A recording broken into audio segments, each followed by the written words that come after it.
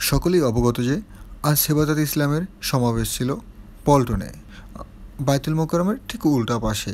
এখানে সমাবেশ প্রায় শেষ পর্যায়ে আমি দেখতেছিলাম এবং তাদের থেকে জানবো এই সমাবেশের ব্যাপারে বা হেফাজতের সম্পর্কে।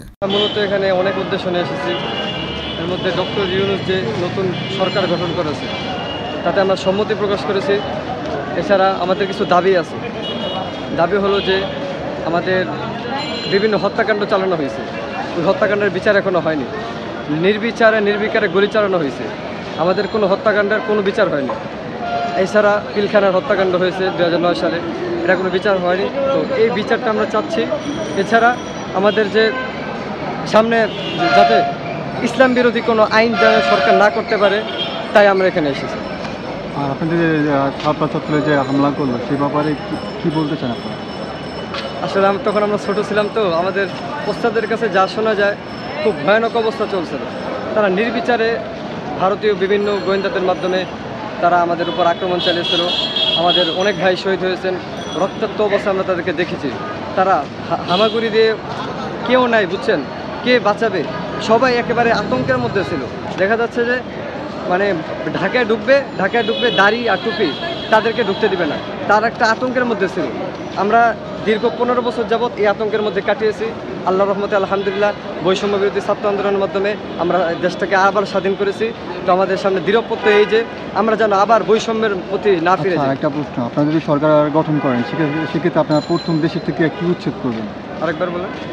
যদি আপনারা যদি নির্বাচিত জয়লাভ করেন, ঠিক আছে, সামনে যে নির্বাচন হবে সেটিতে জয়লাভ করলে আপনারা দেশ থেকে যে কিছু একটা কী উচ্ছেদ করতে চান, সর্বপ্রথম কী উচ্ছেদ করতে চান? দেশ থেকে যেটা উচ্ছেদ করতে চাই সেটা হলো ভেদাভেদ দূর করতে চাই। দেখা যাচ্ছে আমাদের একটা ধনী গরিবের পাওয়ার, যারা টাকা পয়সাওয়ালা তাদের একটা পাওয়ার থাকে সমাজে, এই পাওয়ারটা যেন না থাকে।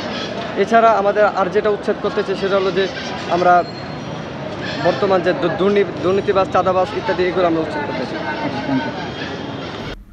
অন্য একজন হেফাজত নেতার সাথে আমরা কথা বলব। আজ যারা দুষ্কৃতিকারী যারা বলতেছে, অনেকে আমাদেরকে ভিন্ন চোখে দেখা শুরু করেছে।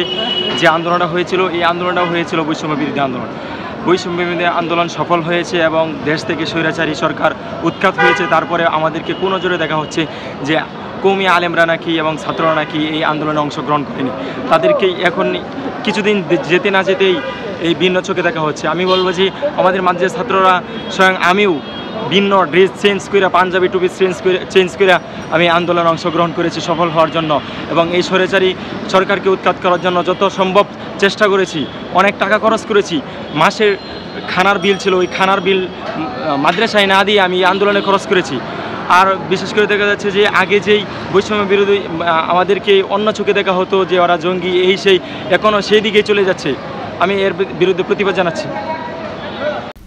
হেফাজত ইসলাম বাংলাদেশ, তারা আজ সমাবেশ ছিল পল্টনে। তাদের সমাবেশ শেষ, তারা যেই পেপার বিছিয়ে বসছিল সেই পেপারগুলো সুন্দর করে ঝাড়ু মশা দিয়ে পরিষ্কার করে দিয়ে যাচ্ছে। আসলে এটাই হলো ইসলামের সৌন্দর্য। এই তাদেরকে সুশিক্ষা শিক্ষিত করেছে তাদের উস্তাদগণ। কারণ অন্য কোনো সমাবেশে দেখলে বিএনপি, আওয়ামী লীগ ইত্যাদিতে আরও যে সম্মেলন হয় বা সমাবেশ হয়, সেখানে নেতাকর্মীরা কোনো কিছু পরিষ্কার করে রাখে না, বরঞ্চ আরও নোংরা করে রাখে। সেটা যে পরিচ্ছন্ন কর্মী আছে তাদের করতে হয়।